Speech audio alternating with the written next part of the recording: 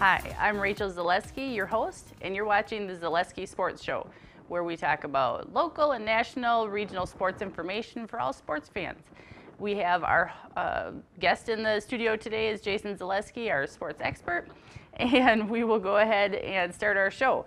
Today we're going to talk a little bit about, we're going to touch on some Major League Baseball, some All-Star announcements. We're going to talk about the Brewers, Major League Soccer, the Gold Cup tournament, Gold Cup, and the Marshfield Chaparrals. Yeah, full show. Let's go. I know, can't wait. So in Major League Baseball, the All-Star announcements were made on Monday. So Jason, go ahead, tell me your thoughts on those announcements. Well, I think what we got is a lot of what you would expect, a lot of those household names like Bryce Harper and such. As far as names that we may know around here, I know Brewer fans were possibly looking for Eric Thames, Ryan Braun, et cetera, to be announced on the team. They were not. Those guys were left out. Thames had a nice 3-week stretch in April, maybe even leaking over into May. Since that time, he's fell off a little bit, so I can see, and he's new, so the voting takes place across all fan bases, and with him being new on the scene, in those first few weeks, even though he was doing well, the other stadiums and other fan bases hadn't caught up with Eric Thames yet, and then by the time they had, he started to fall off a little bit. In June, he's just hitting just above 200. July now a new month. We'll get back to Eric Thames in just a minute. Brewer on the All-Star team, Corey Knebel, relief pitcher. Chicago Cubs also have one player. I thought that was kind of interesting with only one player announced to the All-Star roster and being the World Series champions last year. I thought they would have more. There is a final vote that is underway right now where fans all across the country, even you, can go on to MLB.com and cast your vote. There is one Cub on that final vote list. I believe there are 8 players total. One Cub, no Brewers. Chris Bryant. So Cub fans can get one more player into the All-Star game. I still think that's a pretty low number for the Cubs, Rachel, being World Series champions. But the All-Star game's fun. Home Run Derby, of course. Love the Home Run Derby. Will be part of that festivities. There's a bunch of players. There's 8 Home Run Derby contestants.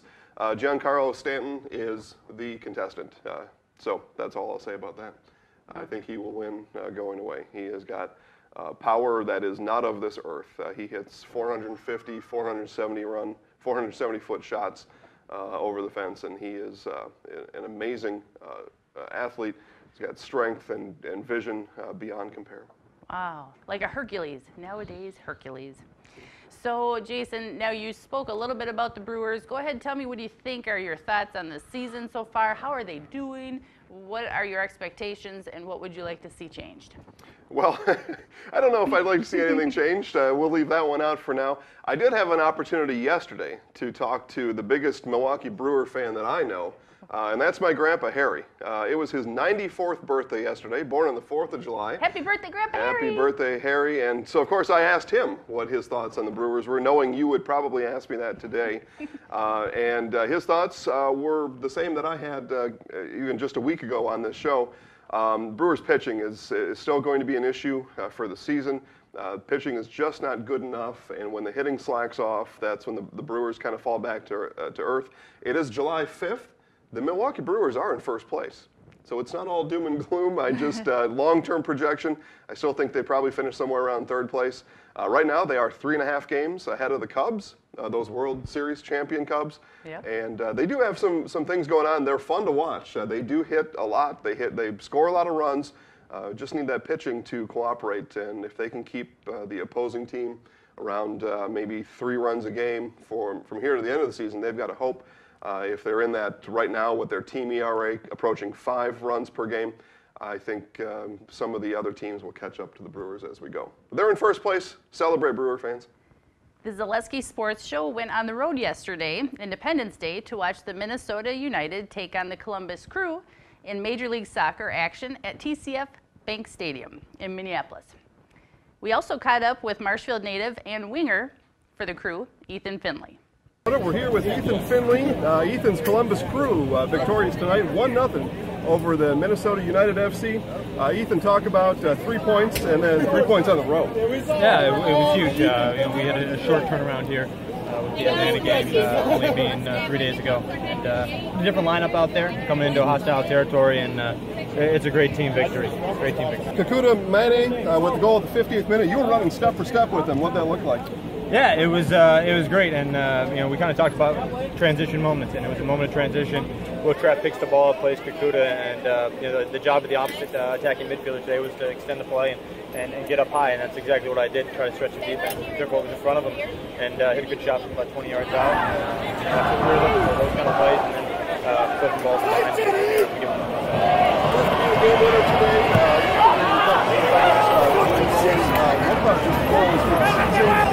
U.S. men's national team. What's ahead of you for the next few months? Yeah, well, the focus right now is obviously with the club situation. Obviously, Gold Cup didn't make the Gold Cup roster this year, and it all stems from some slow starts for me on the club level. So I got to get back to playing well for the Columbus Crew and getting victories for them. And today was a good step in the right direction with that. Good. 1 goal on the year. We're looking for many more. Speaking of many more, we had many folks here from Central Wisconsin. I know you were talking to your family before we came on air here. I noticed or heard people all over the stadium talking about Ethan Finley as I was walking in and walking around the pitch here. What does that mean to you, to have that support and to come back home, as close as home as you'll get? Probably. Yeah, absolutely. If you would have asked me 8 years ago, or no longer than that, 10 years ago now, almost since I've graduated, would there be a team in our area? And I consider this our area, right? The closest team to us. I would have said, probably not. And it's tremendous here. The support is fantastic. I think when they get their stadium up, you're going to see even more people crowding around and wanting to be Minnesota United fans. So it was a special moment, obviously, to have all my family here. I probably had 30, 40 plus people, and then obviously all the people that maybe know who I am, played against me. I've had some people come up to me. I have no idea that said they played against me or their brother played against me. So I had some really cool connections that I've made, and it absolutely means a lot to people from Central Wisconsin that came out here and spent a weekend, their time and their money to come out here. It means a lot. So glad I could at least entertain them. I don't know if they came from me or Minnesota United, but they were entertained at least, hopefully. Either way, they did have a good time. Ethan, all the best. We wish you on all of your success so far. More to come. Thank you. Appreciate it. All right, thank you.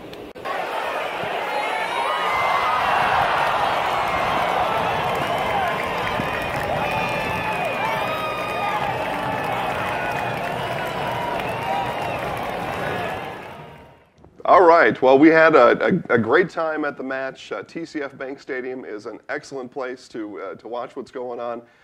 Minnesota United FC puts on a good show. Thanks to Jessica Lopez for having us out again. We appreciate that. And, of course, a special thanks to Ethan Finley. Had a lot of people in that stadium cheering for him. I walked around during the match, first and second half, and every time the ball was near Ethan or on his foot, people were, I could hear, go Ethan, go Finley, and that was pretty cool to hear. It was more than just his family there. I think a large part of Wisconsin made the trip over there to watch Ethan, and why not? He's a great player, a great person, and we were happy for having him on the show. Yes, thank you. It was a fun game. We enjoyed it all, and beautiful weather. Couldn't have asked for a better day to have a great soccer match. So moving on to the Gold Cup soccer tournament. The 2017 CONCACAF Gold Cup is the 14th time this North American soccer tournament will take place. This year, the tournament is in the cities across America during the months of July and August. One of those cities, Cleveland, Ohio, hosts a match involving the Team USA on July 15th, and we, the Zaleski Sports Show, will be there to cover it for you. Go USA. Make sure you visit our Facebook page, Zaleski Sports Show, to find out more. Jason, what are you looking forward to in Cleveland? Well, I'm really looking forward to watching Team USA. I've been a big fan, of course, being an American my whole life. And so I always support the Stars and Stripes. And Dom Dwyer had a goal. Kellen Acosta had a goal in the friendly against Ghana on Friday night last week, or Saturday night. And it looks like they're ready. They're ready to go. They'll have a match on the 8th. And then the next Team USA match then will be on the 15th, Rachel, as you mentioned, over in Cleveland.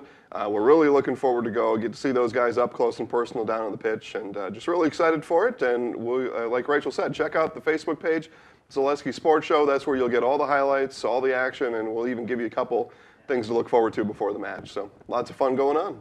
Yeah, what did you say? That was Zaleski Sports Show? That's correct. Zaleski Sports Show on Facebook. You can catch us there. Yes, that's we right. will have all those highlights. It'll be a fun time. Yeah. So moving on to the Sports 101 section. That's where we talk a little bit about sports fundamentals, breaking things down for you so the newer sports fan can understand a little bit better. And so today we're going to talk about sliding in baseball. Baseball, softball, whatever have you. We're going to talk about the importance of the slide. Jason, explain that a bit for us. Well, so I think first we should understand the rules of baseball and why it's called baseball. There are the three bases around the diamond. And when a runner is at one of those bases, before a ball arrives or before that runner is tagged approaching that base is safe. So as long as their foot is on that base, Rachel, they are safe. That's the safe zone around the field, okay? If you're off the base and you're tagged, you're out. Back on the bench, you're done. So to advance from base to base, I would say the most effective strategy is to run as fast as you can to get there before that ball arrives and before you're tagged. Then, if you agree to that, then the next most efficient strategy is to run full speed for as long as you can approaching that base and then come to an abrupt stop. So doing both at the same time, running as fast as you can and coming to an abrupt stop. And the best way to accomplish that is by sliding, either head first or foot first into the base. And that's why we slide. And I know you're going to tell us something about sliding here coming up that's making you pretty excited. Yeah, I don't know if it's excitement, but my mouth just went dry. My heart is palpitating. So next week at 7 p.m., the Zaleski Sports Show will be live at Jack Hackman Field prior to the first pitch. It'll be Wednesday the 12th. And yes, Jason, part of that show will include a sliding demonstration given by Coach Rayburn, and I will be the participant sliding. So I'm very nervous about that. I'll slide with you. Yeah, well, thank you. We're all sliding together. Then he's going first, and then you don't have to tune in after that. I think that's when we will all be tuning in. Oh, it's going to be a lot of fun. You know, I don't remember the first time I slid. I think it was just seemed natural to me to do that. I think, though, after you do it, you'll understand and you'll be a better athlete for it. That's funny because I think in order to feel the need to slide, you have to be going and carrying a momentum of like some fast running. Yes, and I don't know that I am able to do that. But put your running shoes on. You'll be great. I'll have to start running like sprinting between now and then to get ready for this. You've got a week to practice sprinting. Yeah. We'll see how it goes. That'll be fun to watch. Okay, so locally, we also, coming up on July 13th, the very next day, we'll be covering the Marshfield Inferno Co-ed U17 versus Wisconsin Rapids at Washington Fields in Rapids. So be sure to check out our Facebook page again. You can watch video footage of that match. Yeah, post-game highlights will be there, so definitely watch. It's a lot of fun to see what happened afterwards. That's what the highlights are all about, and we have fun with them too. So if you haven't yet, go check out that Facebook page, Zaleski Sports Show. Check out the highlights and have some fun watching them. Absolutely. So thank you so much for tuning in. This has been the Zaleski Sports Show. I'm Rachel Zaleski, your host. Jason Zaleski, our sports expert. And we appreciate you all tuning in. Make sure that you stop by our Facebook page, the Zaleski Sports Show, or if you'd like to, and your Twitter available and handy, you can check us out on Twitter. Our handle is Zaleski Sports. That's right. So thank you for tuning in. Make sure you watch us next week. Yeah, go USA, go sports.